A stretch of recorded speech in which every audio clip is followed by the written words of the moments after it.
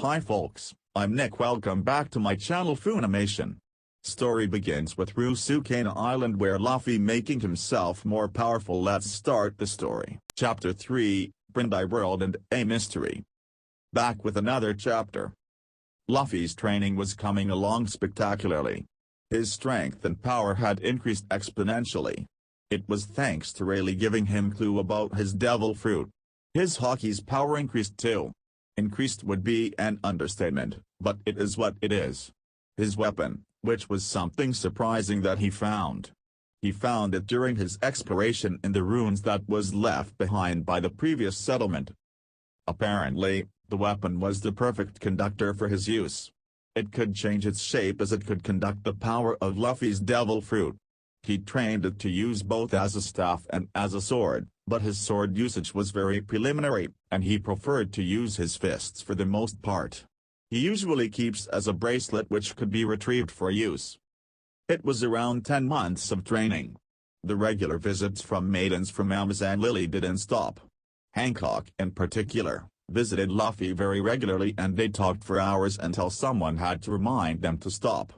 No one liked to do that job as not to incur the wrath of Pirate Empress, but they still did.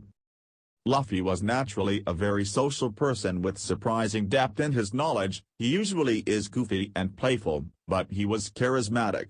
His natural charisma and leadership skills flowed out of him in ease.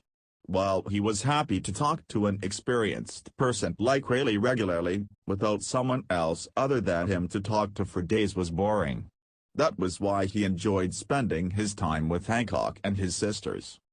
Hancock stopped blushing every time Luffy mentioned her name, but she was still completely heels over him. Luffy was still completely oblivious to it, or it could have been that he had no interest in having romantical relationships right now. But that didn't deter him from enjoying the time together. The overflowing power from Luffy made them feel safe, like they are in a protective cocoon of embrace. They brought him all sorts of food during their visits. Safe to say Luffy awaited their visits every time. Somewhere else on the Grand Line near Lily, the seafloor rippled, and waves rose and clashed against each other. 4 marine ships were against the ship, which had submarine look on it. Storm brewed and rain started pouring. Pirates were attacking marines, bodies dropping on either side of the ship. Eventually the pirates got the upper hand and captured a marine ship, completely defeating the marines inside it. But it wasn't fast enough. TCH, you guys are slow. It took you so long to take down a marine ship. A deep voice rumbled. Pirates around him shivered. One of the braver ones stepped in front. W, what do you mean? We took down the marine ship pretty fast, he said, though if looked closely, he was shaking. That was fast? You guys have no sense of time. Sebastian, Garam, Knighton. Show them how it is done, the voice said again. It belonged to World Destroyer Brynndi World, a veteran pirate, who was deeply feared by the Marines. He had a bounty of $500 million bills. Due to the commotion caused by Luffy during the Marineford War and impelled down, he was one of the criminals who escaped from the pits of hell, level 6 of impelled down prison. As the captain ordered, all the 3 mentioned jumped up, while the younger brother of Captain, Bojack, started a stopwatch. Garam dashed towards the marine ship, carrying his huge cube-shaped hammer. He landed on the ship to the left and swung his hammer in the mast of the ship while dodging several bullets and swings from the marines. Being the shipwright of world pirates, he knew how to sink the ship pretty quick. He made the masts into cubes, which dropped down on several marines, crushing them. He then dropped down to the spine of the ship keel and did the same. The whole ship broke down into several chunks of cube, dropping into oceans, carrying several marines with it into the deep down. Knighton was a short elderly woman, but her age didn't determine her strength.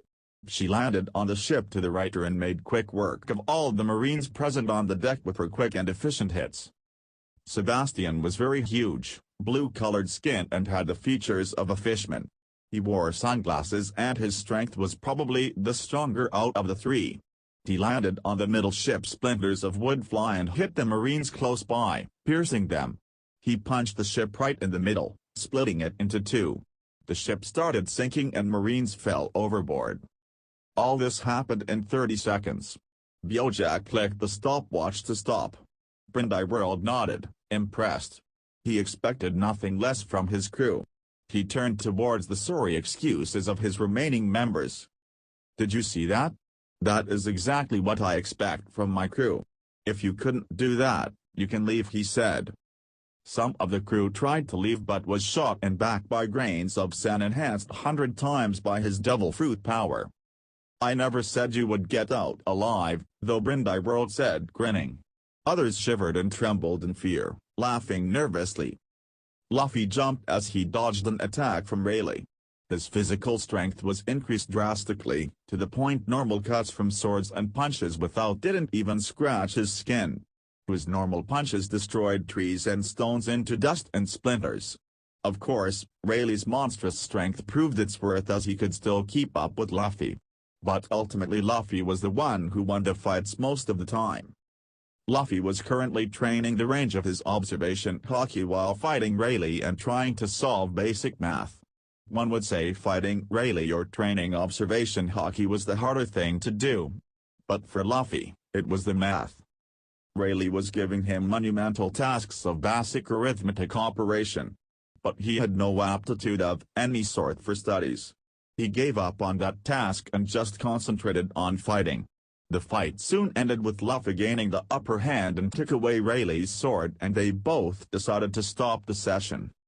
"So, Luffy-kun, what was the answer for the expression I gave?" Rayleigh asked.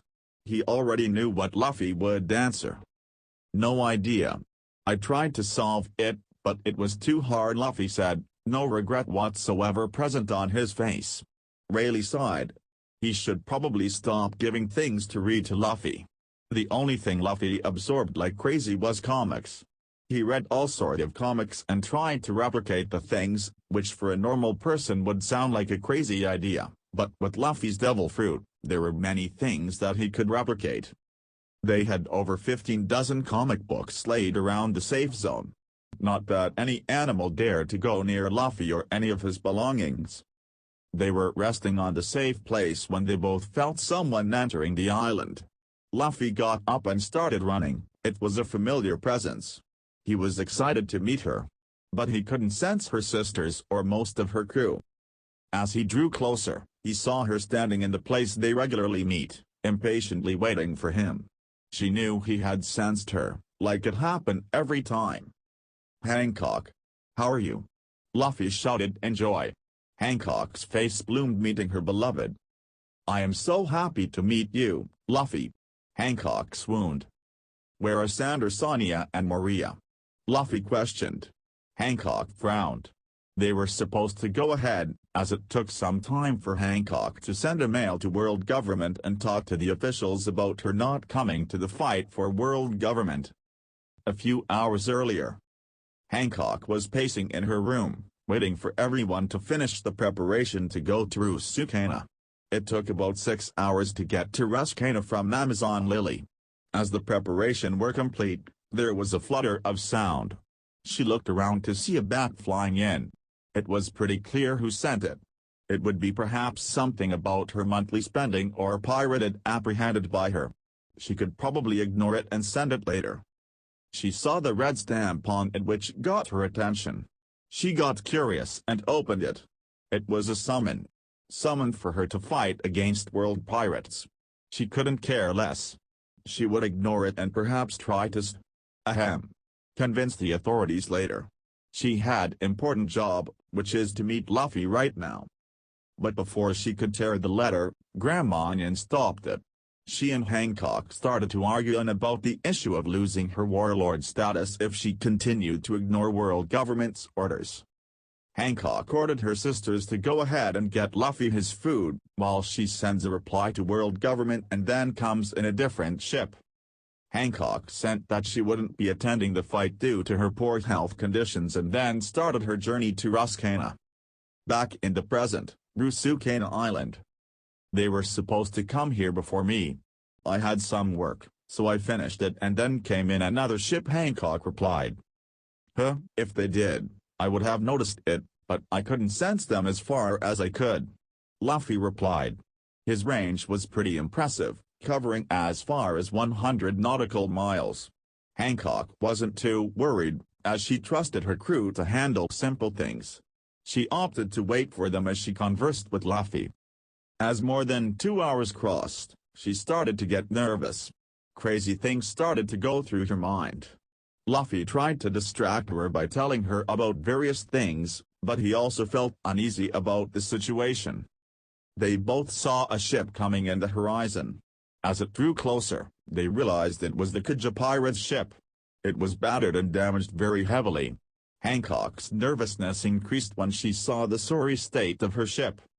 As the ship anchored, a crewmate came out of the ship. They realized it was Marguerite. She was very heavily injured and bruised all over the place. Blood was flowing from various cuts over her body. She fell, breathing heavily. Hancock rushed to her side and lifted her head to keep in her lap. Even if Hancock was very demanding and arrogant as a captain, her caring nature equaled her might. "Marguerite, what happened? Why are you so injured?" Hancock inquired. "Hancock-sama. They attacked us. They took Maria-sama and Sandor-Sonia-sama as hostage," she replied, breathing heavily from exhaustion. "Who are they? Who dare to touch our crew and think they could escape the wrath of me?" Hancock raged. "They called themselves world pirates. The captain was very powerful, both tried to attack and defeat him. But they weren't powerful enough and got defeated. He wanted to tell yourself a message," she gasped out.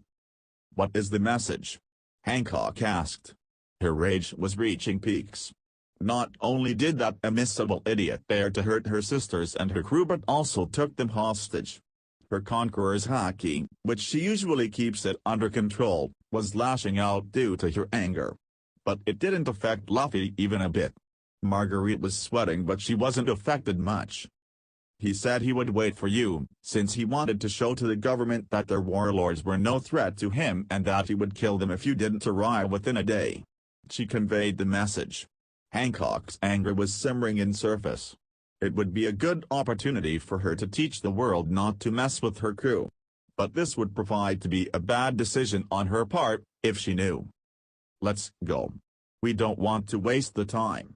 I will enjoy my time killing that bastard," Hancock said, "but before that, let's get you and others treated," she said. Rayleigh arrived by that time, and they explained the situation to him. The three started treating them with what basic medical knowledge they had. The crew's doctor, after some time of resting, took over the job with the three helping him. After 2 hours, they were ready to set sail again. "Luffy, I am sorry that we have to cut our meeting short. I'll have to get back my sisters. I will definitely return, and we will spend more time together later," Hancock said. As much she hated to leave Luffy, she had no choice in this matter. She had to rescue her sisters. She could only hope Luffy would understand. "What are you talking about?" Luffy questioned. Hancock looked at him confused. "I am coming with you. You aren't leaving alone. Definitely not with these guys injured so much." "Luffy-kun, you said you won't leave the island until the training ends." Rayleigh voiced his opinion. "Yes, but this is a very important issue. Maria and Sandor-Sonia are in danger. I cannot leave Hancock alone to rescue them," Luffy replied. Rayleigh sighed. There was nothing he could do to stop him from leaving. He would say to come back alive, but there wasn't much threat that was present in this part of the sea. "Are you sure, Luffy?" It was Hancock who questioned it. While she knew Luffy was very strong, stronger than herself, some part of her mind didn't want him to get involved and get hurt. "I am sure," he replied with a huge grin on his face. "They are my friends after all." Hancock was once again reminded why she fell in love with this man. His caring nature for his friends and family being one of many. They boarded the ship and started their journey towards the predestined coordinates. It took about 2 hours to reach there. While they were nearing the destination, two were having a fierce quarrel on the ship. "I will fight," Luffy yelled. "No, Luffy, you have to understand. I know you are very strong. But I want to do this myself." He issued the challenge to me directly. It would be demeaning my position as a queen of my subjects. If in case I need your help, I will call for you. I think I can handle this. So please let me do this. Luffy didn't like the argument. But if Hancock thought she could handle him, then he would let her. After all, it was her sisters that she wants to rescue. He would observe. If they were to be in danger, he would step in. No one will die on his watch today. They stopped at the destined coordinates, but nothing but the sea was visible as far as the eye could see. Hancock started to panic, but Luffy stayed calm and sharp. He had sensed several presences under the sea while they were about 10 minutes from the destination. The sea suddenly parted, sending water in either direction. Kage's ship rocked back and forth as waves got frenzy. A massive ship rose out of the water. It had a big cannon to its front, and it was several-decked, having a modern look to it. So, you came. Pirate Empress. Bororo. I can't wait to see you die in my hands. It will serve a good reminder to those marine dogs that they shouldn't underestimate us. World's voice sounded from the ship.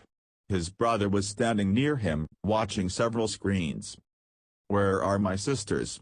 I swear you will die painfully if anything happens to them, Hancock shouted, her voice carrying the rage that was present.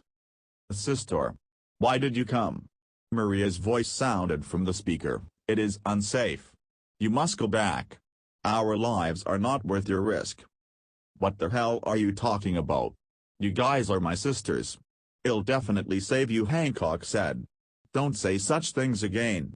Just hold on. I'll come soon. Bororo, she thinks she could defeat us. How lame, World said to his brother. But his brother didn't reply. Rather, he was busy watching the screen. He spotted a young man, with a straw hat on his head. He looked thin, but something about him screamed danger. Sebastian, she will come through you first. Don't make it too long. Finish her quick. World ordered. Yes, Captain. I'll finish in 2 minutes. Sebastian said. She doesn't look strong anyway. Hancock's vein twitched. She would enjoy making that fish suffer. She jumped up and landed on the deck of the other ship. Sebastian came out, puffing his muscles up, putting on a proud display. Hancock wasn't impressed. Mero Mellow, she said, putting up a seducing display and trying to make him a stone.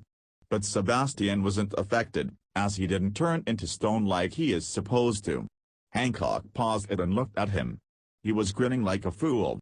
He took out his sunglasses. It could be seen that his eyes had 2 vertical scars, and his pupils were white, indicating he was blind. Boa Hancock's power primarily relied on her beauty. As the enemies produce the feeling of love and lust, they are susceptible to her fruit. It was also perhaps why the fruit was dangerous in her hands, as she was deemed as world's most beautiful woman. Sebastian rushed forward, Haki coating on his hands, and tried to punch Hancock on her head. But it was stopped midway by Hancock's raised foot. She applied burst of Haki, which showed her physical prowess. She pushed him and started to attack him with her own advances. He lifted his kanbo and dashed towards her, but she dodged and tried to hit him. Camouflage Sebastian vanished in air, leaving behind a mirage of himself. Hancock was surprised. Sebastian appeared in air behind her and swung his arm towards her. She was too late to protect fully. She held her hands in front of her in a crossed position and received the attack head-on. She flew towards the main deck, breaking the wall, and fell on the floor. But she recovered pretty quick. Sebastian clicked his tongue. Time was running and she was proving to be a tough opponent. He jumped in air and ducked into his body. He started to spin midair, similar to a wheel, and advanced towards Hancock. Hancock stood, her anger was barely held. Her legs covered fully in armament, shine reflecting the sunlight. Perfume femur, Magna, her leg crashed with his head, breaking his skull and sending him flying towards the window through which World was watching. He looked a bit shocked that she defeated Sebastian. I'm disappointed in you, Sebastian, he said as he watched his body fall down the cliff onto the deck. Just wait, World, I'll come for you, Hancock's voice rumbled. World just laughed, uncaringly. While this was going on, a few parties were watching from afar. There were 3 marine ships standing at the distance, watching the fight and relaying the information to Navy HQ. Another party was sitting in a coffin-shaped boat, watching the scene with disinterest. One more was watching from a boat, closer to the ship of World. It was the ship of Warlord, Buggy. Buggy-sama, Pirate Empress seems to be fighting the World Pirates. A crew member relayed the message. Buggy was observing the fight with a binocular. He was a coward who didn't want to get dragged into a fight with someone who was a very powerful pirate during the times of Roger. That was his logical mindset. But the greedy part of his mind thought of another plan. He wanted to take credit for the fight that the Empress was fighting, forgetting that the Marines were already relaying live messages to the HQ. He ordered his crew to slowly creep up to the World's ship. Hancock rushed inside the ship. There were various tunnels inside, which was confusing her. She was eventually led to a room, her senses overpowered by the smell of medicinal herbs. She looked around to see if someone was present. She spotted an old-looking woman, but her observation flared warning, telling the woman was not easy to deal with. Knighton heard Hancock entering her room and turned to face her. "Ha ha, welcome Pirate Empress. It's true. Your beauty is unparalleled as they say," she started. "However, I have cracked the secret to your power. You won't be able to petrify me," she boasted. Hancock just listened, not replying. Eventually Knighton got frustrated. Hancock raised her hands and fired her mellow beams. Knighton immediately turned around and gulped down a bunch of what looked like a mix of medicinal herbs and leaves. She immediately started coughing and gagging. But she was surprisingly left untouched by the mellow beam as her focus wasn't on Hancock. She just raised her eyebrows at the weird strategy to escape from her powers. "See, I have not turned into stone. My secret recipe worked. When I eat that medicinal concoction, it overrides my lust on you, hence negating the effect of your fruit," she laughed. "It must be awful for world government to have someone like you as a warlord. Move. I have to get to my sisters," Hancock commanded. But Knighton just laughed. She drank a green-looking liquid and sprayed it all over Hancock, making the clothes burn away due to some acidic reaction, leaving various parts of Hancock visible. "You must be so embarrassed to move now. I'll defeat you. I am the Kenpo master." Knighton laughed confidently. She drank another liquid which made her look younger. She rushed towards Hancock and started attacking her with her legs. But Hancock just dodged everything. Pistol Kiss Hancock shot a heart-shaped bullet at Knighton, forcing her to use herbs as a shield. She smirked as the Pirate Empress's attack didn't work. "I am as strong and attractive as you," Knighton said boastfully. "Then could you do me a favor?" Hancock asked, her face morphing a cute pose. Knighton blushed storm at that sight. "Please shut your bloody mouth." Knighton realized and started eating so many herbs. But she couldn't resist Hancock. No matter how much she tried, she was too attracted by Hancock and finally vomited all the stuff she ate. "She is so beautiful," Knighton started to murmur as she started at Hancock. Marrow mellow Hancock used her devil fruit and petrified Knighton, ending their fight. "Tch, another useless crewmate. I am going to finish her on my own," World said as he exited the room, ignoring his brother's protests. Buggy entered a weird room, where he was cornered by Garam. They were doing useless banters, Buggy trying to defuse the situation while his crewmates trying to escalate and boast their captain into fighting the gay. The situation got out of hand as the huge guy swung his hammer on Buggy, converting him into a cube. He then tried to hit Buggy several other times, but Buggy somehow managed to dodge it and return to his original form, though his body parts were scattered across the room. The first thought that came to his mind was to run away. But the cheering from his crew gave a boost to his ego and he went straight into the battle. He shot a miniature version of Buggy Ball from the heel of his shoe. It combined with the compressed cube of air and caused a massive explosion along with smoke rising from all the sides. This was the exact moment Hancock entered into the room. She didn't waste any time as she proceeded to kick Garam and turn him into stone, instantly taking the enemy's distraction to her advantage. As the smoke cleared, Buggy's crewmates saw Garam lying on the floor and Buggy standing victoriously. All they could think was to cheer him. They neither noticed the gray-colored stone formation on his body as he was lying on his face down, nor they noticed Pirate Empress getting out into another corridor. It was interesting that they had more focus on Buggy compared to the most beautiful on the planet. Hancock panted as she stood in a room that was dark, with spikes along the wall. She saw the cage that was present at the top, which held her two sisters. Her anger spiked again at the beaten and bruised state they were in. She desperately wanted to go and get them free. But she couldn't, as the obstacle which was the sole cause of this whole issue stood in front of her. World was standing in front of her, laughing like a maniac.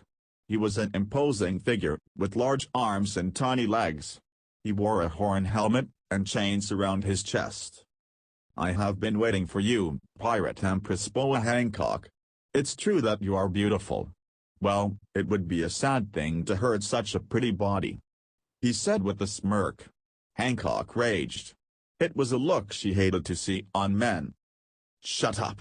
I am going to make you regret touching my sisters," Hancock yelled and dashed forward. She covered her leg with powerful Haki and tried to kick him. But World vanished and dodged the kick. Hancock's eyes widened. "He's fast." She felt his presence behind her. As she turned, he was already closing in. She crossed her arms and covered with Haki. But she underestimated his strength. More. Hundredfold punch. His punch was very powerful. As she was launched back into the wall, she heard a pop as her shoulders dislocated and her forearm bone broke. She cried in pain. World's laugh sounded in her ears.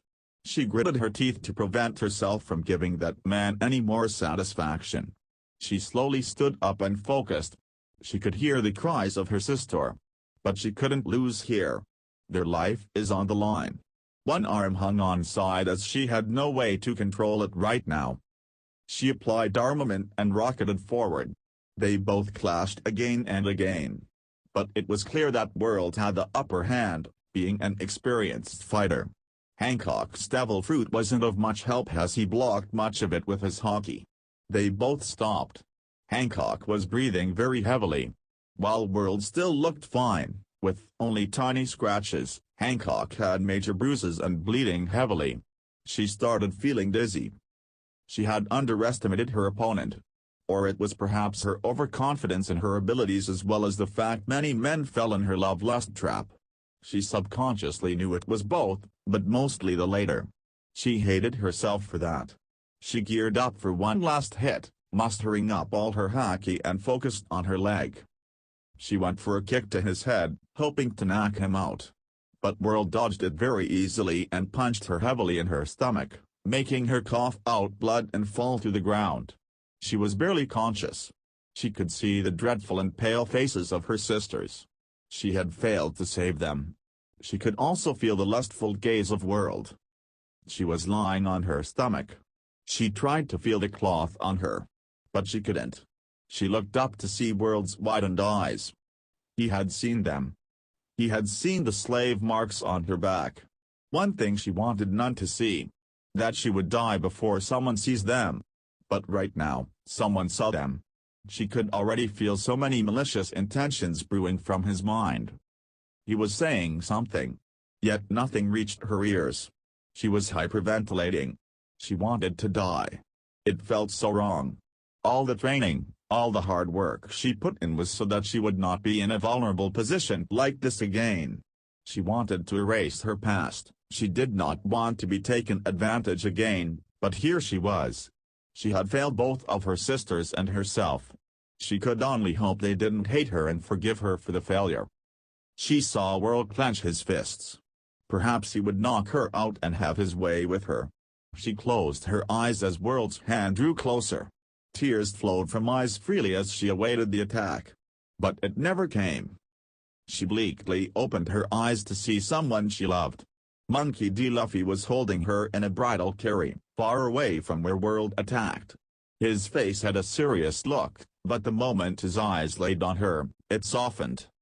He had understood, perhaps. She looked at him, her eyes telling him to kill her. But her heart was not. It wanted to live. It wanted to be free from shackles. It wanted to run away from all this and just be one with sea. It was perhaps one other thing she had in common with the straw-hatted man. He laid her down softly, before removing his vest, showing of his amazing chest and abs. But she wasn't focused on that. She only concentrated on his face, on his eyes. It held so much depth and it continued to have much more. He put the vest on her, covering her body. "You are too stubborn for your own good," he said. His voice was soft, so understanding. "It is not bad to call for help. I am your friend." He smiled. It looked so bright to her. It was akin to a god looking on her. Luffy's usual goofy self was gone. Now it felt serene, compassionate. "Don't lose your will too early. You are not going to die so easily. You have to live more, live freely. Branding doesn't matter. They can't touch you again. Not with me here. They have to kill me in order to reach you." She didn't realize she was crying until he wiped it with his hands. "Don't worry. Nothing is going to happen to them. Rest now. You have done your part. Leave it to me." He spoke. And she would. She trusted him. Trusted him with her life, now and forever. She closed her eyes with a small smile on her lips. As she closed her eyes, Luffy's entire demeanor changed. Gone was the serene, young man. Now what stood was a monster. The straw hat covered his eyes. Suddenly the pressure around them dropped and the temperatures went cold. A massive presence filled the place and several miles around them. World started sweating heavily from the pressure filling the room, and even if the temperatures were cold, his body was hot. The figure on the coffin-shaped boat snapped his eyes open at the presence. It was powerful. Very powerful and very familiar. He had felt it during Marineford. But now it is on a whole new level. A small smirk played on his lips. He thought he would have to interfere. But now it seems there was no need. Perhaps he could return to his home and increase the training. At this pace, the captain is going to leave them all behind and go very ahead. World was nervous. Fear and dread filled him as he felt a huge presence from the straw-hatted man. "Who are you?" he said, kicking himself mentally for stuttering. Black and red lightning started dancing around him. "My name is Monkey D. Luffy. I am going to be the king of pirates." World's younger brother, Bojack, entered the room. "World. I have heard about him. He is the brat that was responsible for breakdown of Impel Down, and he fought in Marineford to save his brother Portgas the Ace." "Oh? So, he is the one who failed to save his brother?" World said. One part of his mind screamed at him for taunting the opponent, who certainly is very strong, but he ignored it. "Yes," Luffy replied, no emotion present in his voice. "I couldn't save my brother. But now I have precious friends and family to protect. That is why you will die here," he said. Maria and Sonia sucked in breath as they heard the dark tone of Luffy. "Oh? Don't get too overconfident, brat," World yelled as he charged at Luffy with armament present in his hand. More, 100-fold Gatling punches rained down on Luffy. Yet he dodged it all with minimal movement. He looked bored. World stopped his punches and got behind Luffy to kick him. But Luffy stopped it with just his hand, no armament present. World's eye widened at the power display. His physical strength was monstrous, enough to stop his 100-fold kick with just his hand. "Are you done?" It was the same emotionless voice that he spoke with. World's anger spiked and he started to go crazy with his attacks. But none fazed Luffy. "All right, it is time to end this," Luffy said. He drew back his hand and pulled. Gamu Gamu no. Luffy's hands caught in fire. The air around superheated, and it rotated around the fire in the shape of the tornado. Red-hot Luffy hands snapped forward at superhuman speeds that World couldn't even see it coming. World's eye widened when he looked behind the straw hat at Luffy's eyes. It was burning with fire, giving it a golden red color. It was impressive and terrifying to look at. But he didn't have enough time to look at that as he was hit with the punch which caused his insides to burn. Luffy's punch hit him in the sternum and ribs, piercing the lung and heart. He rocketed backward and the spikes along the fall punched holes into him further. His brother yelled and cried in despair. He tried to attack Luffy, but his frail body couldn't even scratch him. Luffy just jumped up and broke the cage that held Maria and Sandersonia and caught them before landing safely. He felt the ship being attacked from marine ships outside. He motioned Sandersonia and Maria to escape the boat as he carried Hancock. They all arrived safely at the Kuja's boat, and the crew doctor immediately started treating Hancock and the sisters. Luffy was unharmed. But he was strangely silent. He looked at it. It had black swirling with gray linings. He found it when he was training in sea with the Sea Kings. One of them just randomly dropped, which strangely felt weird as he never had seen anything like that. He knew what it was, as he had eaten similar one before. But this felt different. It was attracting him to eat it. He felt strange connection with it. He didn't understand. Thank you for watching this video. If you like, please like, share and subscribe and wait for my next video.